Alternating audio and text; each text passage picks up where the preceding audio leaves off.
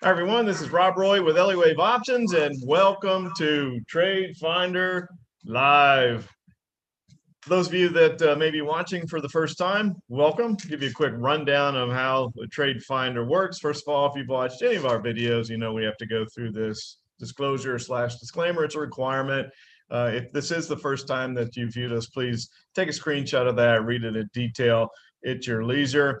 And a couple things the powers that be want us to make you aware of. Number one, we are not registered to give individual investment advice in the United States. And number two, because we have a lot of international viewers and we have a lot of international subscribers, any pricing that we're talking about is assumed to be in US dollars unless noted otherwise. Now, for those of you that have been with us for a while, you note that the background is a bit different. No, I'm not in the mountains. I'm actually at a golf event down in Miami at Trump Doral. So if you're not familiar with my history, I was a golf pro many moons ago. I still enjoy the game, and I joke that now I get to play for fun. So that's the reason for the difference in the background.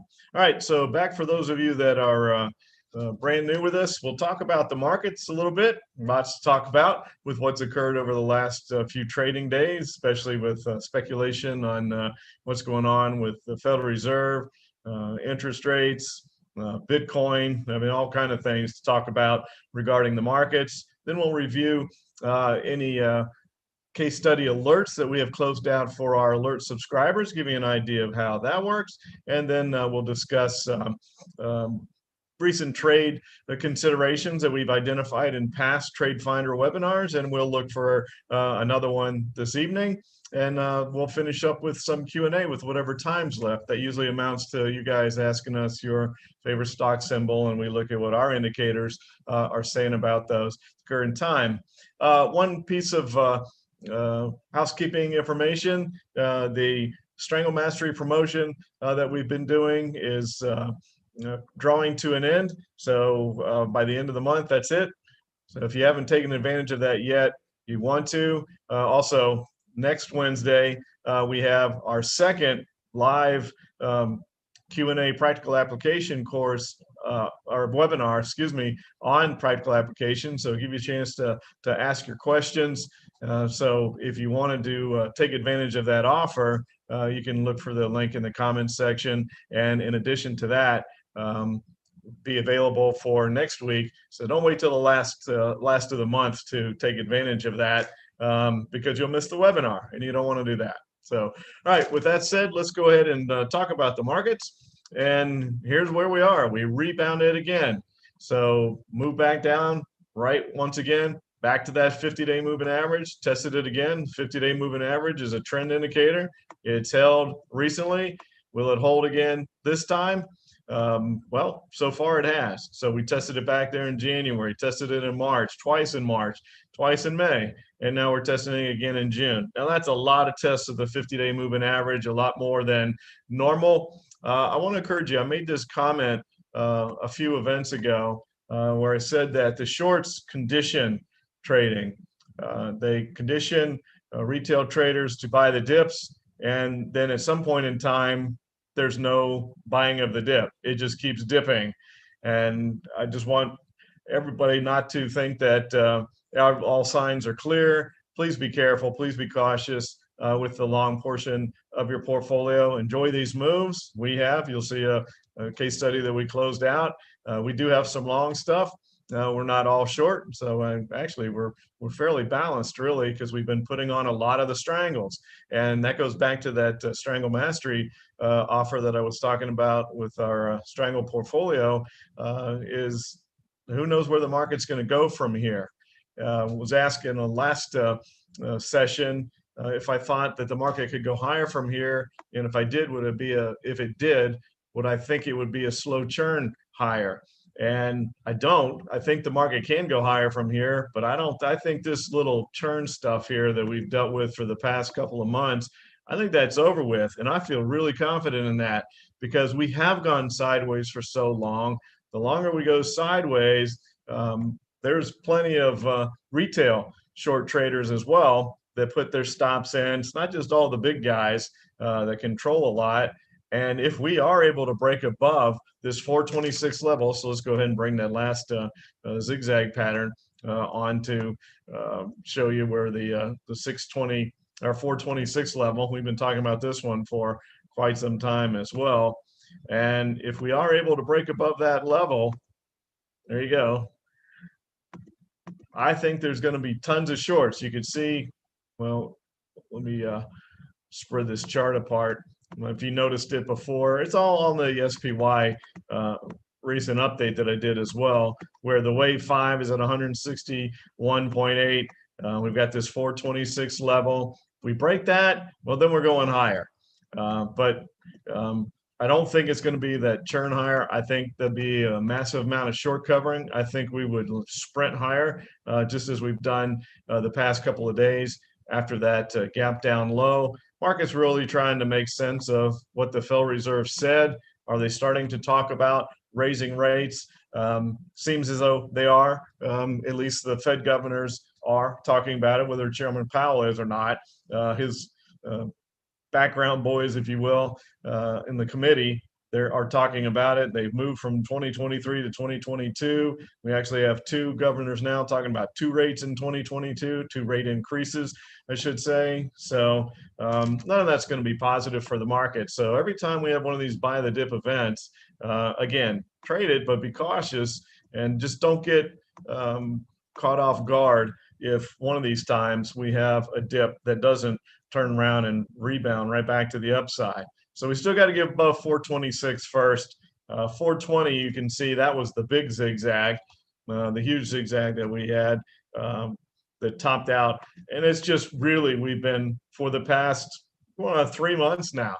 That's a long time for the market to consolidate. Another reason that I think we're going to have a significant move. There's the market consolidates. The market goes up, down, and sideways. That's what happens. But a 3-month consolidation is a long time for the market. And so again, another reason why I think if we break higher, it's not going to be a grind higher. It's going to be volatile. I think volatility is back now.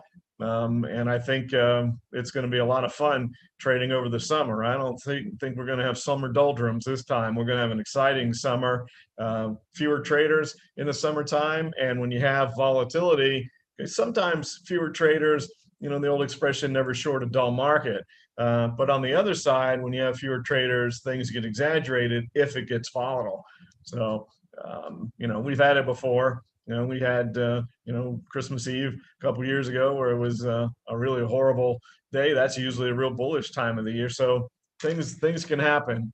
So just please be careful and be cautious on your long positions. Now, on interest rates, I thought I'd go ahead and bring that up, and we'll look at Bitcoin too, and then we'll move on because I know everybody's wondering what in the world is going on there. We get so many questions on Bitcoin; it's absolutely amazing. So let's go up here and look at the 10-year, and you can see what I'm talking about with the Federal Reserve now talking about, and even Chairman Powell's making fun of himself now with making those references. You can see we have a 5-wave pattern to the downside in the 10-year now as well. Now, if you noticed the last SPY update, we had wave 3 down in the 30, but not the 10. Now we have wave 3 down in both. That is not going to be good for financials. As rates go down, the spread compresses. They can't make any money. Banks and financials can't make any money in that scenario. How far can the market run without the financials? A little ways, but not for a long period of time. At least historically, that's not how things have worked. And you can see what happened here is that we broke down and we came back and we tested right there the area of resistance support. Just perfect test of a break of support right there at 16, and then we headed back down, and that did not label the wave 4, so we could have more downside to go before any sort of a rate bounce. That makes no sense whatsoever from an economic standpoint. I know there's varying types of arguments. Again, I don't want to rehash everything I put in the last SPY update. There was good information in there. So if you haven't seen it, go look at it on YouTube on our channel, and you can hear more about that. I just wanted to update a couple of things from that last, but not rehash the whole thing. All right, so let's take a look at Bitcoin, because boy, is it in danger land. Okay, so this is danger, Will Robinson, if anybody remembers where that quote came from. But we have the zigzag pattern to the downside that we talked about. I mean, we talked about that in a TradeFinder, nailed that one in a TradeFinder, the 161.8% extension. And then we talked about how it was a smaller triangle. It formed a large one. Yesterday, it broke out. And today, no follow through. So kind of wipe the brow if you have money in cryptos. Dodged a bullet today, but it's got to get back into the point of this triangle before we're free, but home free, should say, but dodge that breakout attempt without a follow-through day. Yesterday was just kind of a perfect storm for cryptos. The SEC put off, so not interested at this time of creating an ETF for Bitcoin, and then China's clamping down even more. So pretty much China has been told that they I can't get involved in cryptos. Some of their techie guys are figuring out ways to go around their government's mandates, which to me, that's a pretty dangerous thing for people to do. But there's chatter about some of them that are doing that. But it was just a double whammy on the crypto market yesterday. And so had a little bit of follow through in the morning trade. But you can see we actually closed back a little bit above the open. Now, remember, I know it trades 24 hours. I understand that, but this is end of day data. And so that's how we look at the charts when we're looking at it, because it's forever moving. So you have to pick some point in time. But I just wanted to share that with you. I'm sure it was going to come up, and a lot of people are really worried about it, especially with what happened yesterday. But again, the positive news is that there was no follow-through day to the downside today. That 161.8% level holds, and that needs to hold.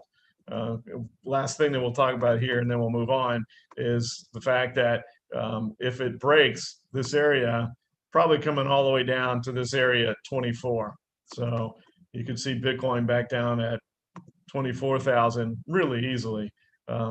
Could even happen in a day, the way it's moving right now. And if that doesn't hold, then the next level of support comes all the way down here to 20,000, and then you're talking about all kind of really bad things if that weren't. But we're not there yet. Those are just the levels to watch if it does break through this 161.8% level. For now, again, today's was good. It held, and we'll see what happens over the next couple of trading days. But certainly interesting. Perhaps there was a flush out yesterday with all the bad news. Things start to calm down. Been some pretty volatile days. Not that Bitcoin's not volatile every day, but a little bit greater than norm. So anyway, that's what I wanted to share with you along the lines of Bitcoin interest rates. And the markets. While we're at it, let's just throw up the dollar real quick, and then we'll move on because the dollar has been just on unbelievable march. So let's go here to the US dollar.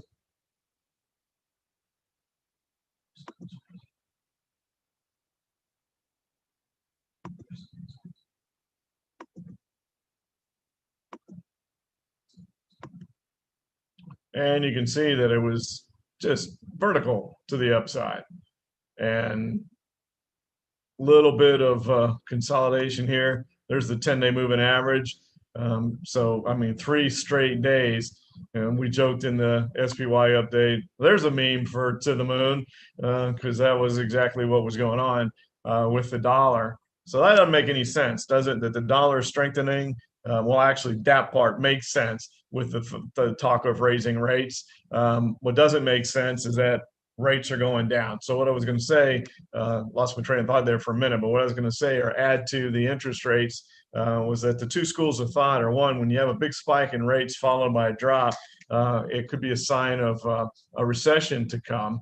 And I think that could play into the story with the dollar. With if a global recession, you move to the currency that's viewed to be the safe haven, and for now, it's still the U.S. dollar. Talking about the other argument is the fact that, well, all other countries are in negative rates, and the fact that we do still have positive yield is the reason that where people are buying bonds right now and pushing rates down. And so I use that transitory word again, just like the Federal Reserve is using for inflation. And then they raise their GDP rate, and so our forecast, and I'm one that says that you can't have both. You can't have this growth here being non-transitory and inflation being transitory. That doesn't make any sense. I think that inflation may stay. There were some comments on the last YouTube video about stagflation. We don't even want to talk about that. We don't want to put that out there. It's a distinct possibility, I think, but that's not what you want economically. Those are bad economic times if you move into that. So that's a long ways down the road. We'll see where it goes, but something's up here with rates, and we'll figure out things when they're misaligned like this. They usually come back one way or the other. So we'll see how it plays out. All right, so that's the markets. I did want to show you one of our alerts that we closed out for our subscribers. And as I mentioned, we still have long stuff. You heard me talk a lot about storm clouds, all this resistance. You've seen it. I mean, we've gone nowhere for 3 months since we hit or got awfully close to that 420 level. That's how strong of a point of resistance it is. And so again, if it breaks through that, it's not going to just tiptoe above there. It's going to explode above there, but it's got to do it first. So we maintain long positions. When we find good ones, we put them on. This was on NOA. You can see it was a long call in our impulse portfolio, and then we bought straight calls here. And so the entry was sent out on June 8th, and here was the chart, and you can see that there were volume spikes. Every time there was a move to the upside, there was a volume spike there. And so it's under accumulation, not the way that it normally happens. Usually they don't like to show those spikes because they don't want people to know that it's being accumulated. But in this case, that's exactly what was going on. And then we had another one of those spikes. So we took advantage of that on the 21st. So we were in the say 12 calendar days, returned 63% in just those 12 days. And we closed it out because we got another one of those spikes. But look what happens after those spikes. See, it spikes up and then backs off, spikes up and then backs off. So it goes through this consolidation phase every time it has one of those spikes.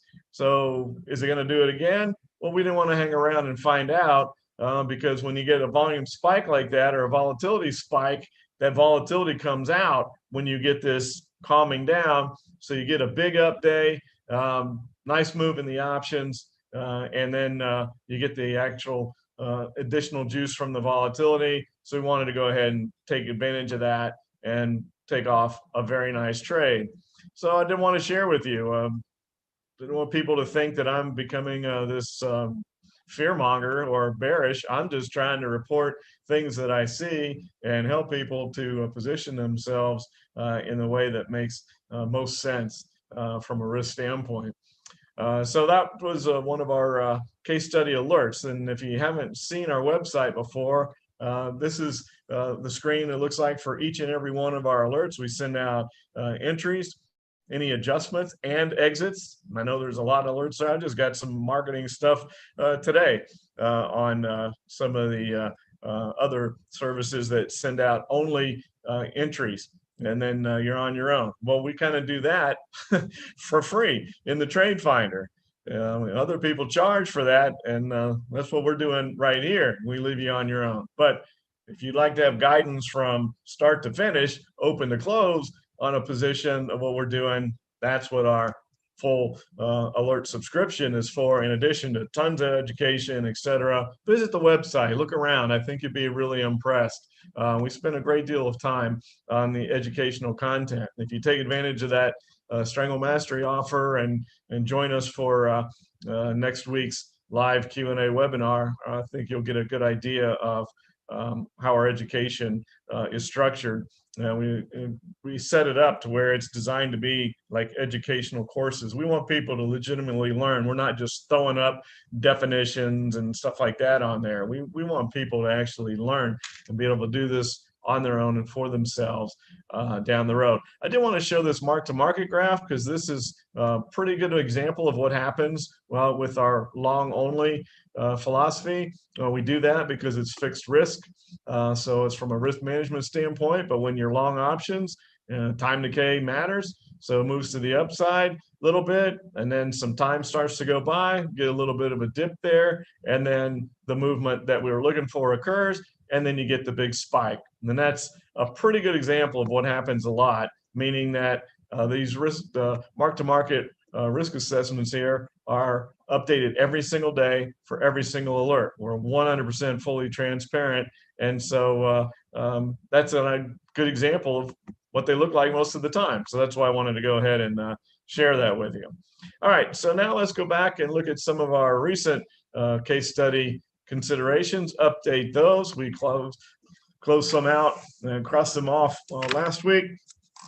And so this week we will take a look at what's remaining. We're going to also get rid of a few more of these this week as well. So if we start and we go back to DBI, and you can see this is what it looked like back on the 4th of May was when we looked on this. It was a nice wave 3 to the upside. You're going to see some chart patterns have changed since last week with some of these that we have left. Now this one has dipped back to the downside. So we have the wave 4 here.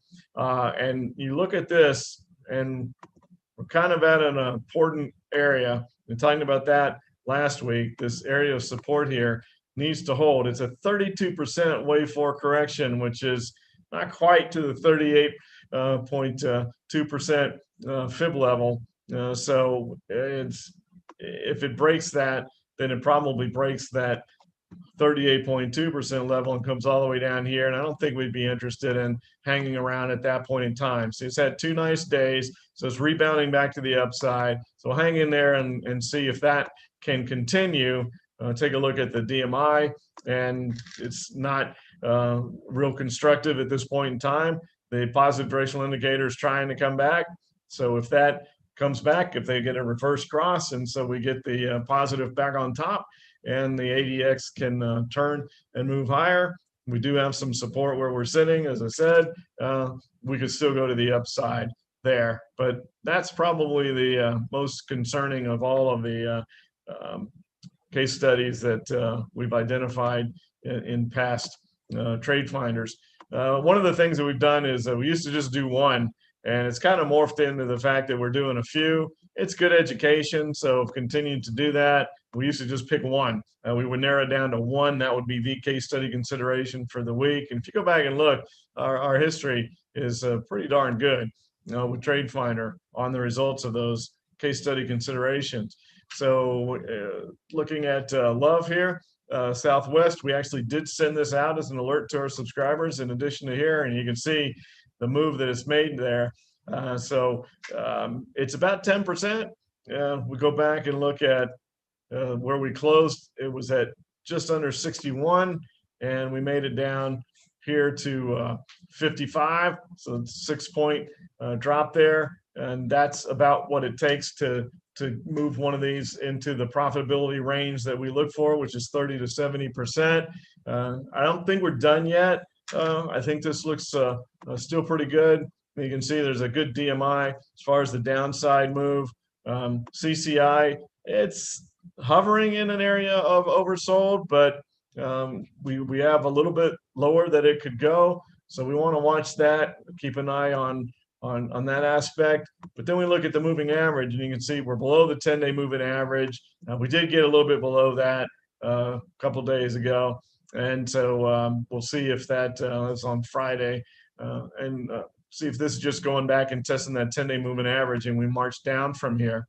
It looks like we're in no man's land right here. Here's where the support would be. So I think that we want to give it a chance to see if it comes down to that level, but we won't hang in there too much longer. It looks pretty darn good. And then so on the 11th, we looked at Darling, DAR. You can see the symmetrical triangle that we had there. This was a strangle. We've had a lot of them, and we've had a lot of strangles for our subscribers as well. It's the strategy that makes sense right now with where the market is. So we set that up, and then little false breakout to the upside, came down. So we formed a larger triangle, because remember, there's no such thing as two false breakouts. So then you expand the triangles. Frustrating when that happens. It does happen from time. Bitcoin just did it. So, I mean, it does occur. But then look at the volatility. This is what I've been saying, is that when you form the larger triangles, the breakouts tend to be more volatile and larger in point action. So if we go back to the beginning, we were at 72 and we came all the way down to 62. That's 10 points. That's more than 10%. So we can probably go ahead and close that one off. That's made the move that we were looking for. And so we're going to scratch that one and close that one off the list. And then Lear, also on the 11th of May. And then you can see it tried to break higher and then it's moved lower. We're going to leave that one. That one hasn't quite moved 10%. It's got pretty darn close. You can see we were at 186 and we came down to 170. So 16 points is just under 10%. But let's see what happens there too, because we're getting a little bounce back to the 10-day moving average. Here you can see we got oversold. So you can see this bounce that we've had in the market, yeah, it's been meaningful. It closed the gap. I was a little surprised in the follow through that occurred. Filling the gap is exactly what I wanted. I was hoping that we'd bounce back up and fill that gap so that wasn't sitting there hanging around for a while. The follow through today was a little surprising to me, but again, if the market is going to break above that 426 level, that's fine too, because it's going to run like crazy to the upside. So I just want volatility. I don't care which direction it goes. And then we have this Poly, used to be PLT. And remember, it broke to the downside and it came back up. Now it was consolidating there and we were watching that to take the call off. But then look what happened today. So it is still back in an area. Anything through here, you could draw this line in a number of different places through all that consolidation there in February, March, and April. So it's hard to know exactly where the market is going to find support resistance. This one isn't as easy to identify as most of them are. It looked like maybe that was it because we spent, what, 6 trading days going nowhere, sitting right there. I expected the move to be back to the downside, but it moved up with the market today. So we're going to hold the call for now because this could rocket back to the upside if the market does break 426 and we get a volatile breakout move to the upside. So we'll hang in there on that one. So here's MGA. This was on the 18th of May. And you can see that we've been having multiple ones. False breakout to the upside, big break to the downside. Now this is one of those sucker moves. This is when it breaks out and it breaks to the upside and they want to get everybody to take their puts off. And then you can see there's a bigger move to the downside. So 97 down to 90. We're going to keep that one open because, again, bouncing back to the 10-day moving average, everything just got oversold. So, just understand that we're not home free with the market yet. Now here, I think you probably already know what's going to happen here if you've been following along with the comments about the yield spreads, etc. We were looking for this one into this ascending triangle. Remember that for those of you that have been following this for a while, we found a lot of financial and banking stocks. And so for a couple of weeks, we just instead did the ETFs because there was so many in the same sector. And that's exactly what you would expect to have happen with the yield spreads coming down. So hard for the banks and financials to make money. So there's the proof. You don't have to listen to me, hear me say it. There it is right there. That's exactly what I've been talking about. That's what was going to happen. That one's at a 10% drop, but we'll see. Going to monitor yield spreads. We might get some more out of this. This one is at support, so it's not kind of in no man's land like the other one was. This one is a level of support, and it bounced back to the upside here. So if we drop here, that's when it can get fun. See where that support is? Everybody can see that at 50, right? And then you can come over here and see this move from 43 to 50. Look at that. So there's nothing stopping it if it breaks below here. And so again, the 10-day moving average filled the gap, and we're still oversold a little bit. So let's let that play out and see if yields continue to go down. Not good from a long-term. I buy into the weakness. I just don't. I mean, we've had that. Let's go back to just to make my point here real quick on TNX. See, we had that big spike a long time ago. That was a long time ago. And so all of this sideways stuff could have been foreign countries coming in and buying our yield. But whether they just jump on it a whole bunch more to push it down, just don't buy that. I don't buy that scenario. And so that was the point that I wanted to make there. All right, now we move to, this is a second. So we have two of them that are problems right now. So DBI was one that's not cooperating, but it's holding support. And then SeaWorld, you can see there's false breakout, retracement right back down. And so kind of messed up the pattern a little bit. This is turning into the one thing that you want to see. This almost never happens. So my guess is that it's not turning into a channel. It wasn't the greatest formation of a symmetrical triangle or any sort of a triangle, but you can see the ADX was down, but it appears that it could be morphing into a sideways trend. Like I said, that almost never happens with triangles. They break out. So I don't want to say that that's the way this is going to end. I still think this is going to break out. I just think that there's a possibility that it turned into an ascending triangle right here, and the breakout move is underway, and we're trading right back from an oversold condition right back to the 10-day moving average. Did it the 50-day moving average. We'll see what SeaWorld turns into, but that was going to be, that's one of those, I say this a lot, interesting, fascinating, because the market is interesting and fascinating to me. You always learn. There's always stuff going on. Everything's different. I always equated it to trading to golf, is that every trade's different. Every hole in golf's different. Your whole life, every hole is different. So this works the same way. Walgreens here also was, this one's on the 25th of May, and you can see that it broke to the downside here, and it's come back up to test it. I could have drawn that line further back. Notice that it had a bit of a failed test today and a doji. So we could get some decent movement out of Walgreens tomorrow. But if that falls, here we have that same scenario again, where the move to the upside was so vertical, there's no support or resistance, however you want to view it, on the way down until you come down to 47. And there's a bit there. So I think that's where it finds a home. If it breaks below 52, then it'll see 47. So here's the XLF, same thing as KBE, right?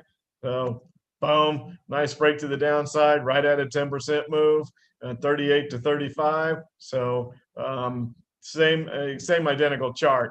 Also coming up, filling the gap, also with a little bit of support here. And if that falls, then there's nothing else until 33, all the way down here with the XLF. Looking at ASAI, this looks a lot different than last week. So here's what it looked like when we identified it as a consideration on the 1st of June. And it started to drop down, but then we had this doji on Friday, and the past 2 days, nice movement back. Now we're right back where we started. So it had dropped down. And so, hey, if the market does want to move higher, I think that goes up and hits its wave 5 target. So that one looks a lot better than it did last week. Looking at NVO, this one's want to pull the trigger on this one so bad because of that setup, and then kind of goes up and comes back down. Now, looking at that is, all right, well, kind of missed that big move to the upside. Now we're back. So it's like a do-over. We're right back to support again. Looking at the DMI, it looks like that ADX is still awfully high. So it makes you think that the ADX almost needs to come down and curl and go back up. So maybe a little bit of a move off of this support. Maybe it goes sideways for a little while. Just looking for an appropriate entry here. This one where we look at the CCI for help, and it's diving down, heading back down towards zero. Love to see the stock go sideways a couple more days and let that ADX come down, and then let the CCI get down into minus 200. Then I think you could have a really good entry on that run up to 90 on that wave 5. Watching that one closely. Here's another one we're watching. Got a out of the money call butterfly all primed and ready to go with Google. And then we see that it's just going nowhere. It's going sideways right here at resistance. Now, what do you think is going to happen when it breaks above there? It's going to be exactly like what happened with the market that I'm talking about, or could happen with the market, I should say. If the market breaks through resistance, it's going to run. And there's a chance that could stack some butterflies. I've referred to that in the past, where you layer, you by putting out of the money butterflies, they're so inexpensive that you could put 3 or 4 out of the money butterflies for the price of one debit spread. And so if the stock is on a trend and it runs, and Google is a perfect stock for this, it's the best one in my trading career for doing this because it just makes nice trends a lot. It follows Elliott wave patterns. And so you move up, and as you hit the midpoint of the butterflies, you take that one off, and it goes up and it's the next one, take that one off, it's the next one, take that one. Now, as you've stacked these butterflies, they've gotten less and less expensive. So they're cheaper and cheaper to put on. And as the stock moves that far, you need a stock that can, move a ways, like a Google. And then, so each one costs you less and you make more. So your percentage return is higher. So it's like you accelerate, almost like we talk about delta acceleration with gamma in our strangles. You get the same kind of effect here with these out of the money butterflies, where each one is cheaper, but then the return is exponentially higher. So looking forward to an entry on that. It's awfully close today. So, that's the beauty of technology today, is it doesn't matter what you're doing. The market's right there with you in your hand with these smartphones, which are like mini computers these days. Into it, you can see that was the setup back on June 8th, and it's moved up about 20 points. So from 460 to 480, a little bit of consolidation. Now, in looking for something to put on for our subscribers here, you can see that, man, the ADX is above the positive directional indicator. Now it's at 40, but the stock has 2 dojis back to back. So yesterday and today, both dojis today, a real tiny one. Something's getting ready to happen with this, and Yeah, it could still go higher, and it could go up here and hit this 510. Like it's only 30 points away on a $480 stock. But that ADX being so far above the positive directional indicator it's just tough to come in and do that. I like the Google position better. So on the 15th of June, we looked at VET, and it went down. It's turned around, it's come right back up. So again, kind of back to where we started here. This was one of those momentum search, the low dollar ones, to see if that can move up. So it's, it was never a big move to start with. MMC, Marsh & McLennan, and they might have a little bit of trouble with what happens with bonds as well for their portfolio, but it did hold support there at 135 and bounced back up. You need to keep an eye on that one though. Breaks 135, then I don't know that you would want to adjust and trade this to the downside. I think this is one you just walk away from and let it go. All right, so that's a review of our past case studies. So we'll be probably, we got what, a handful of them that are right at 10% or slightly more on their breakout moves. So it wouldn't take much more. We're just kind of giving them a chance to get a little bit more out of the financials, et cetera. And so, next week we may cross off several more and not have that many to watch. All right, so now I'm going to go ahead and if you are new, by the way, and you like this program, a lot of people mention it. Charts are really clean. It's a really good Elliott Wave software program. To me, it's the best one that exists. People have heard me say this numerous times, but I feel like I have tried all the ones that I'm aware of that exist, and this is the best one. So it is programmed directly from the mathematical algorithm that Ralph Nelson Elliott wrote. It's called Profit Source. You can find out more information about it on profitsource.com. You can program your own searches. It's got every indicator you can think of available. And so you can spend incredible amounts of time going through and programming your own searches, which is what I did. And if you're also an Elliott Wave Alert subscriber, the people that created this software, the Hub organization, added a whole bunch of stuff in for Elliott Wave Option subscribers. Obviously, since I'm using this program, a lot of our subscribers were using it. And so the Hub people noticed that. And so they added in a bunch of features for our Elliott Wave Option subscribers. These EWO searches here, those are mine. My personal searches are now programmed in here, and they're pre-computed, meaning that all you have to do is click that button. So I came up here to scanners and hit open pre-computed scans, and you don't have to wait for the scan to run on whatever market you want it to run on, et cetera. They're already done. It's set here and ready to go. And you can see on the bullish impulse, there's 5. Now look at the momentum. That's interesting because yesterday weren't any. So let's go ahead and take a look at that. And then we're going to look at potential strangles as well, because there's 114 consolidating stocks, 2 bullish corrective, 5 in the impulse.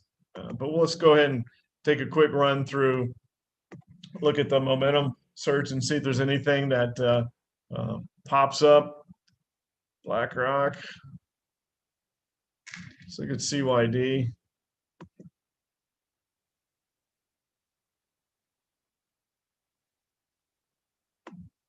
Yeah, that ADX is kind of high, but it's not at 40 yet. I mean, it's got a little bit of room. It's not much left to go from 18 to 19. I think we can probably do something better than that. So let's go back. I'll just trying to save time here by eliminating some that we know that we won't want to look at. Anzu's special acquisition. I'm usually not, yeah, forget that. Brand new. I'm not familiar with some of these that show up in these low dollar amounts, but it's the hot thing right now. So did it for our subscribers. see that this one, boy, doesn't trade much. Those are little weird looking bars because it's intraday movement's not very much, and then you get a big spike up and 20% and then sideways. I don't know that that's been trading long enough to actually trust the DMI. That's enough data for it to really give you a good understanding. So for me, that makes me nervous and would keep me away from that. I'm seeing Select Growth, Invesco. Yeah, it doesn't move enough. When you see those weird looking tiny little bars, it's just not doesn't move enough to warrant putting on option trades. They're optionable. So I'm not seeing much that we're gonna look at here. Try par or par Pacific. Now, all right, let's forget this, and so we save times for questions and go to still think it's the place to be. So we'll do our consolidating stocks, and then let's see if there's anything in a wave 3 to look at. Just because that's it's a wave that moves, and you see you get a breakout. If you're wondering, well, why would you look at consolidation patterns in a wave 3? Well, you got a triangle in a wave 3. It's probably getting ready to make a pretty decent move, so that helps. It's just all ETFs. Look at that, and there's SeaWorld still there.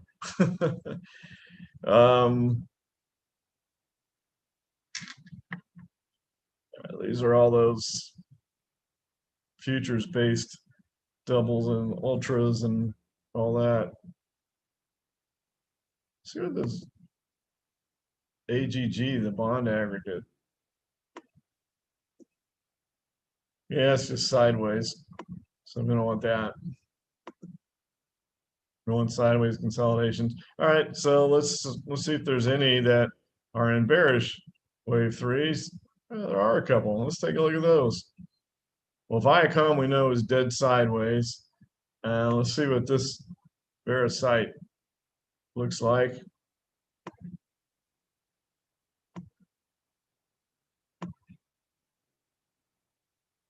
It's not a very big pattern. It's a bit of an ascending triangle. You got resistance right there. We're not back up to it yet, so this would be early. The ADX is diving down, but it looks like it's got further to go to me to get down there. Yeah, it's probably going to come down into that level about 11.5 where it was before, and then that'll allow the stock to get into the point of the triangle. So 32 to, I mean,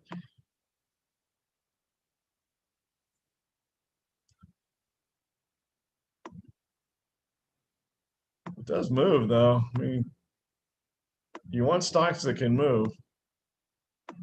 See what the options look like. So come over here, options, VCYT.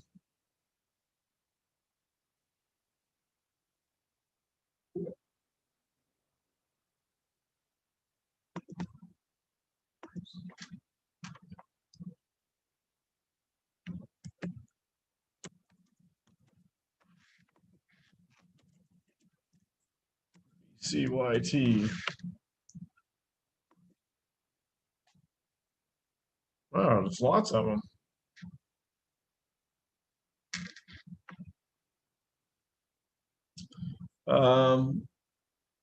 Spreads are pretty, yeah, no, well, you get out of the money, they're not.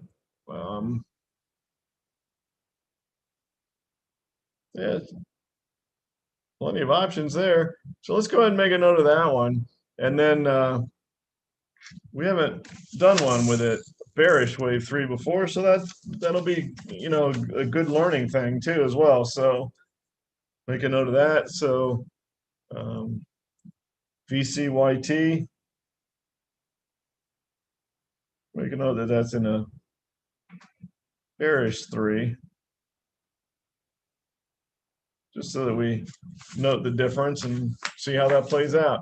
All right, now we'll take those off and we'll see if there's any names that you recognize. So these are all consolidating stocks that don't have any other designation as far as where the wave 3 is, etc. So you'll probably find some of your favorite names in here, ones that we know will have liquidity in the options. So Autodesk, had good success with that one in the past.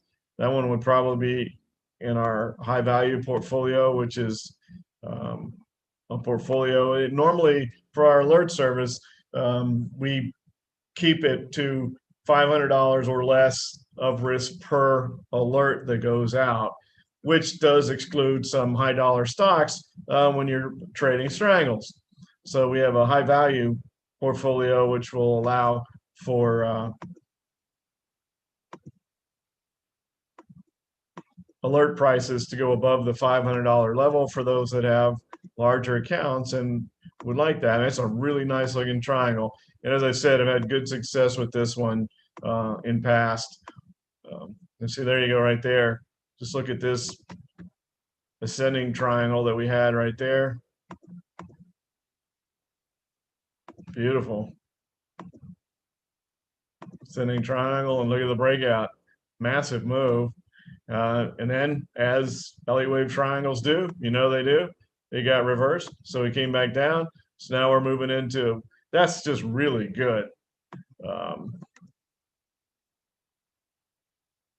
It's 260 to 300, so 40 points. So that qualifies over. That's a good one. So let's make a note of that. And I'll look a couple more minutes, and then we'll move to some questions to wrap things up for the evening. But that's a really nice looking triangle.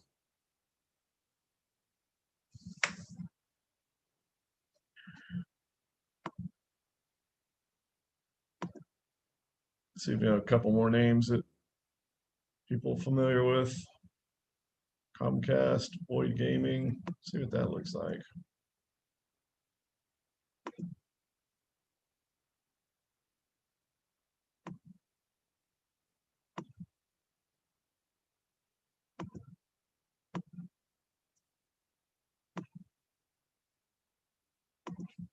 So you've been reading about this Delta variant of the COVID. They seem to be awfully concerned about that. Makes you wonder, are they going to start bringing regulations back? What do you think that would do to the stock market if that were to happen? With the way they're talking, it's a big concern. So I don't know. I don't want to get it. I'm not a doctor, so I don't cover that stuff. It's just how it would affect the market. So I'm just speculating that if they started adding restrictions back on, we're in Florida, we're 100% open. What that could do economically. Is that what the bond market is forecasting? Remember, the bond market is very smart. So there's another one. BYD, really nice looking descending triangle, supported 58 up to 70. Yeah. All right. So then we're going to just do those two. And that'll be enough for, like I said, we used to limit it to one.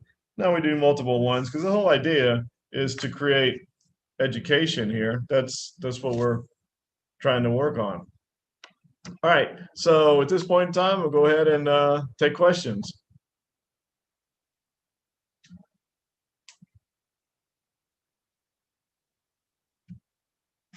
Tom asked to cover BA. So let's take a look at BA.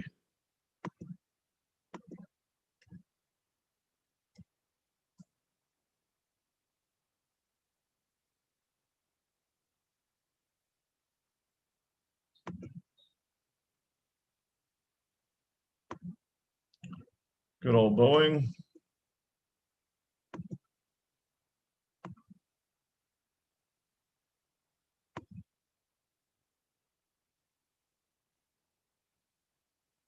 Well, where's the ADX? Because it's definitely consolidating, but it's too high. The ADX is too high, and it is forming a nice triangle, but let's see what the Elliott wave pattern says. Dang, that's a good looking triangle, but I just don't like the ADX is too high. It could consolidate further. Well, it's not in a 5-wave pattern, which is coinciding. If you wonder, well, why isn't it showing any numbers on there? I've turned the ABCs off. One of the things that they did was they created these cool tools. The Hub organization did zigzags, extensions, and another zigzag pattern here where you can also identify flats with it, triangle tools. So I turned the ABCs off just because I like to look at the pattern. I'm a very visual learner, and I'm very visual when I'm looking at the chart patterns, obviously. And so I turn all that stuff off. And that's why you can see where it says Elliott wave up there. And you're like, well, there's no Elliott wave pattern. Well, that's because there's not in a 5-wave pattern. So it's going to be in a flat zigzag or triangle. It's in corrective patterns. So I turn the corrective stuff off. I just rather do it manually. That's a personal preference of mine. You don't have to do that. But if you were wondering, well, why is it like that? I figured I better explain it, especially for newer people. I haven't talked about that for a while. But yeah, that looks great, Tom. As far as a strangle, putting that on, I think is a really super well formed one. Problem is, you know, you can consolidate for a little bit longer, and it's going to be expensive on Boeing. But it's not that high, and you know, when I look at it, it's I thought it was above 20, but it's actually around 18. So you get it 3 or 4 points lower, you could get a little more consolidation. I don't know if you do because of that doji today, but if you could consolidate for a couple more days, then yeah, you have something pretty special there as far as a trade. Suresh asked for GDX and X. So let's do that.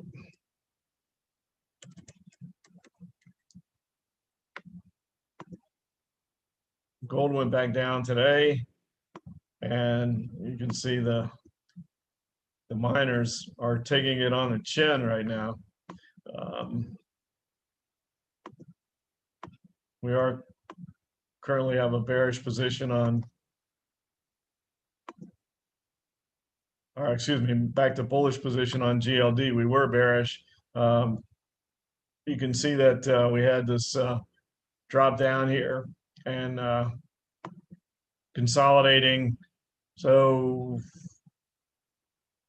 this looks a little bit worse than actual gold does, but down here it looks a little tiny triangle. Elliott always said don't discount these.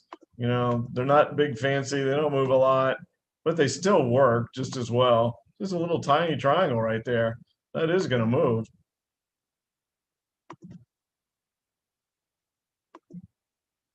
It's a little triangle.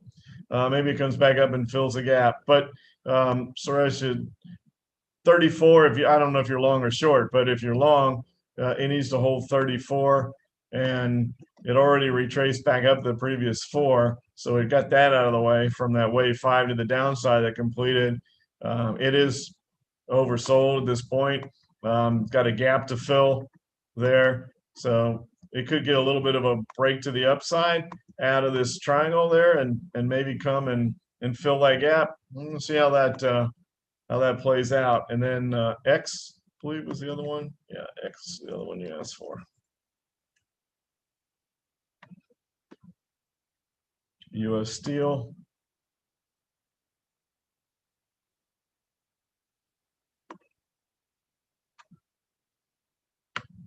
Am I getting too many charts up? Gotta be careful. Let me close some of these out.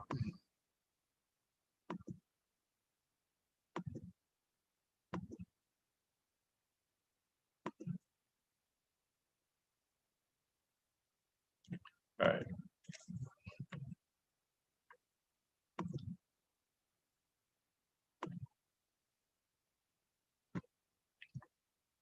Doesn't like that symbol for some reason.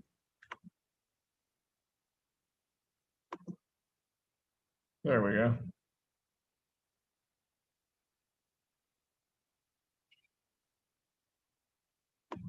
Or not. Did they change the symbol? I'm not sure what's going on with U.S. Steel. Is it on a different exchange? But yeah, what's the other exchange that it's on? So there's no data on the There, Amex. There we go. So moved exchanges, went to the Amex. Huh, interesting. So not enough for the Elliott wave pattern because now it's got all new data because it's from a new exchange. Um, but you can see what's going on is right now it's in a big trading range. So the key here is that you have resistance at 28 and you have support down at 22, 23, and it's right in that big trading range there. So really hard to make a call on it unless it breaks below 22 or above 28, and that's a big range for a 20-something dollar stock. So I'm sorry I'm not too helpful for you on that one.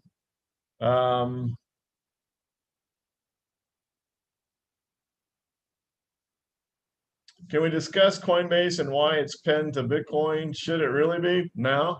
Yeah, it is, but it shouldn't be, unless it gets to the point where all of a sudden people lose interest in cryptos, etc. Yeah, I don't really have a good answer for you. Sometimes they set up those synergies. Uh, Quite often they last for a while until they don't. That's the expression that the traders use on the floor. Is that when you see these correlations, they exist until they don't. I think that'll break up at some point. I don't think it'll last, but it is right now. Should it be? No. I mean, you're right. It shouldn't be.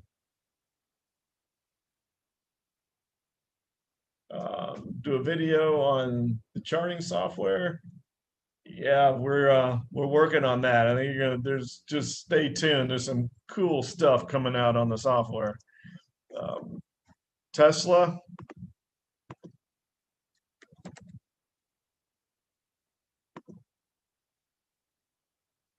It's funny how Tesla was coming up all the time, and then you guys hadn't asked about it as much anymore, but it was like a mainstay. That one and AMD. We haven't asked about AMD for a while either, and that was every single session. So you can see here we have, you can draw this a number of different ways, right? You could draw this as a symmetrical triangle. There's a lot of resistance here. Can make an argument for a ascending triangle. Move that up there just a little bit. Bottom line is that it's consolidating like crazy right now.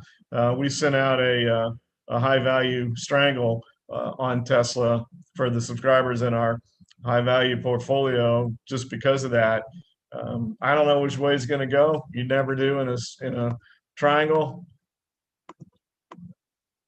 It's not in a 5-wave pattern either, which means further that it could break either direction. I mean, you could look at some of this started way back here. It's not a really great because there's too much missing stuff here. So I think the triangle is a bit smaller than that. But still going to yield a pretty nice breakout at some point in time. Charlie asked for ARC. Is that consolidated? I know that was really volatile for a while. Oh, yeah. Are there options on this? There are, yeah. Was it ARKW? I think was the one we did, wasn't it? Or was it yeah. See what they look like. Good call. See where the ADX is. Yeah, it's getting down there. It's right at 15. I prefer it to get to 13, but when we have a lot of them, we go down to 13 because there's just so many of them to look at. So you can look for when you have a lot of this is what's going on. People have asked this. If the market breaks out, will all these strangles break out? Will all these triangle patterns break out? Yeah, they will. And usually it's just all at once. The market moves and everything goes with it. It's just like psh, fireworks. Everything breaks at the same time. So when you get a whole bunch of them like that, that means we've been consolidating for a while, and we know we're going on 3 months of the consolidation. So when it breaks, it really moves. Well, when you have that many patterns that are consolidating, tend to let the ADX get a little bit lower, And so you're looking for those that might even be closer to breaking out. But if we're not in a phase where the market's consolidating, so if we're in a normal phase where we're trending in the market, whether it be to the upside or the downside, when we identify, we still look for strangles always, year round, whatever the market's doing.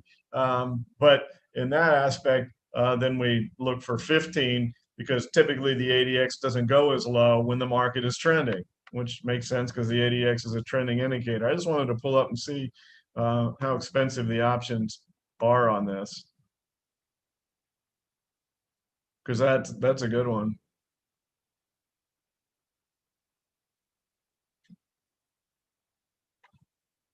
They're not bad. Spreads are good. Yeah, that's good. Good one, Charlie. All right, we'll take a few more, and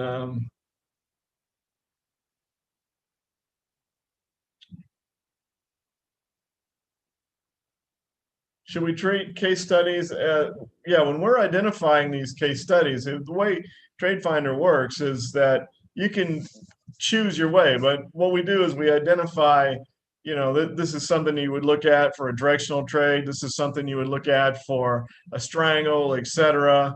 And then we leave it to you at that point in time, which is different than what we do from our alert subscription service, where we actually send you out an alert on the trade that we're doing, and you can follow along with that if you want, where you get the actual strikes, etc., any adjustments that are made throughout the period, and when we exit. So that's the difference. But these are all patterns that I would consider putting on, and a lot of them do end up getting sent as alerts to our subscribers, but not all of them for varying reasons. But yeah, I mean, you could certainly consider putting these on if you choose. It's just you have to do more work. But that one does look good. Let's look at the IWM.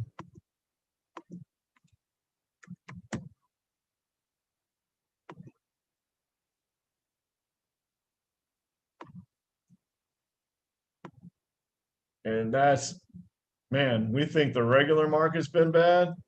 Look at that. Goodness. Just nowhere.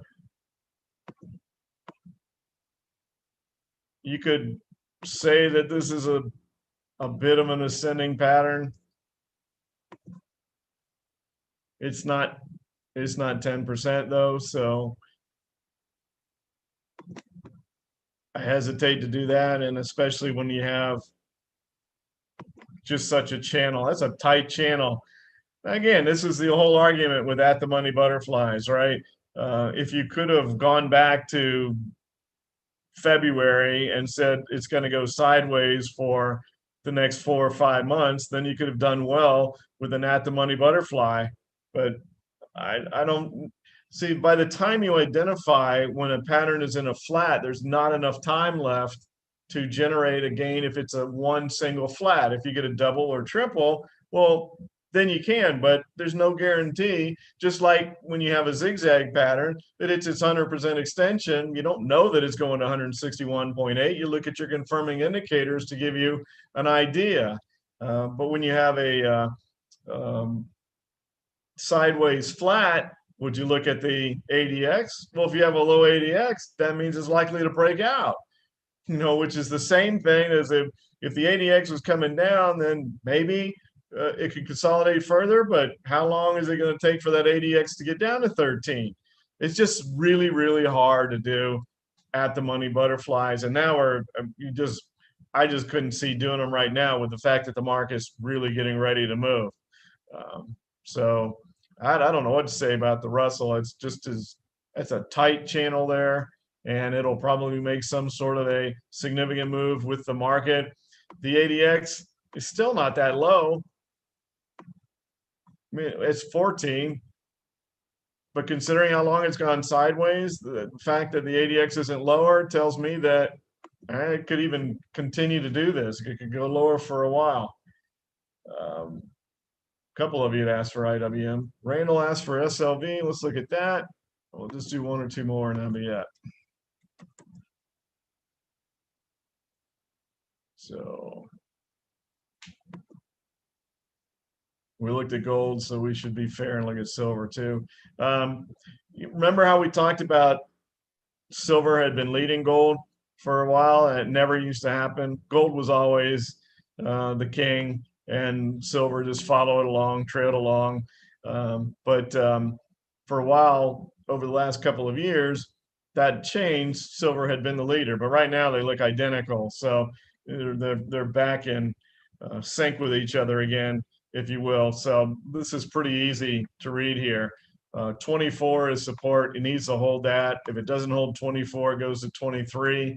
If it bounces and holds from here, there's a gap to fill here up to 25, as well as resistance. So it's kind of trapped right now in this area between 23 and 25. Could you use that to do an at the money butterfly? But on silver or even gold right now, would you expect them to go sideways? Maybe. That this would be one of the better setups, if you will, for an at the money butterfly that I could come up with when you got it sitting dead in the middle of this, and it's going to take it some time to move around. So, maybe you could do something there. But those are the numbers. It's got to break above 25, and then it's got more resistance at 26. Can you see that? So if it gets above 25, it is going to hit another level of resistance, bump its head at 26. It's just in a mess. Maybe you'd go 23, 26 on an at the money butterfly and have that as your wings, and then pick the one you want to sell in between.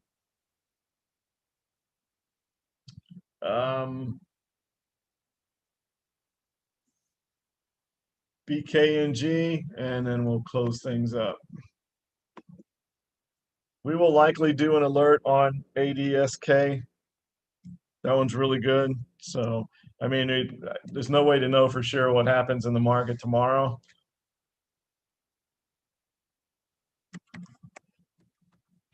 So I don't want to commit and say yes for sure. So booking, man, look how sideways it is for something that's trading at $2,300. That's amazing. Where's that ADX? See, something definitely different happened in here. The ADX is almost at 25. That's a trending indicator, and it would be bearish because the negative directional indicator is on top. But wow, it hasn't really dropped. It's gone sideways. But look, if that wave 5, this is not good for travel. Is this that Delta variant thing going to come in? What's the cause of why this is in a bearish pattern when we're supposed to be reopening the economy and people are starting to travel again?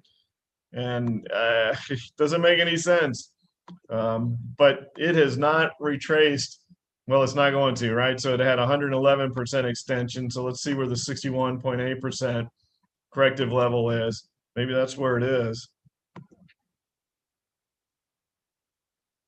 Well, it's at 50%, but it should come down here to 2116. It should make its way down to that 61.8. That's the Elliott wave rules. If you have a wave 5 that exceeds 100% extension, you don't retrace to the previous floor, you retrace 61.8%. Well, it held at that support. See the support there at 50? So you can see here with boom, boom, all that support there. So yeah, it may go down there and bump its head again. Really odd setup with the DMI for the way that pattern looks, with that ADX curling up like that and the stock hardly moving. We'll put that one on a watch list because that's kind of one of the things that I just find interesting, to use that word again, to see how that plays out. It doesn't make any sense for the stock to be going so sideways and the ADX is curling up. I think it's going to make a significant move. It's just not a good enough pattern to actually do a strangle on, I don't think. Just kind of watch this one, and perhaps when it makes its directional move, then we could put some sort of a directional trade on it. So, all right, we're at 1 hour and 15 minutes, so a little bit extra again. But thanks for your attention. As always, we appreciate your time. And we look forward to seeing you again next week. Don't forget, take advantage of that Strangle Mastery. Next week, we have that live session, last live session, and we're coming up to the end of the month. So don't miss out.